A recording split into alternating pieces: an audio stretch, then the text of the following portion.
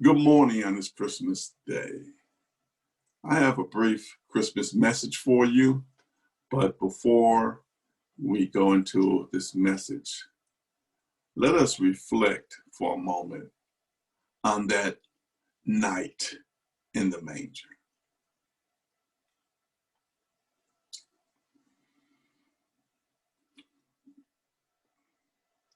Well, it was just Mary, Joseph, the infant Jesus, and some farm animals. But outside of the manger was where the entire body of redemptive work was to be applied by the infant, all by his incarnate self. You are not only a beneficiary of his redemptive work, but you also must become a continuation of his incarnation. You don't have to be ordained for it. You don't have to take a formal class for it or read a book about it. You don't even have to be of a particular religious persuasion, but you must be humble enough to trust the redemptive work already performed by Jesus Christ. That raises a question. What qualifies him to be worthy of such trust? When I reflect on my own personal experience in encountering Christ, besides delivering me from the false narrative about worldly success, the fact that Jesus was born under similar conditions as we are currently experiencing today and still thrive is a strong source of hope. Because when he was born, it was during the year of a census, just like us. He was born when injustice existed between the privileged colonizers and the rights of the citizens were in dispute.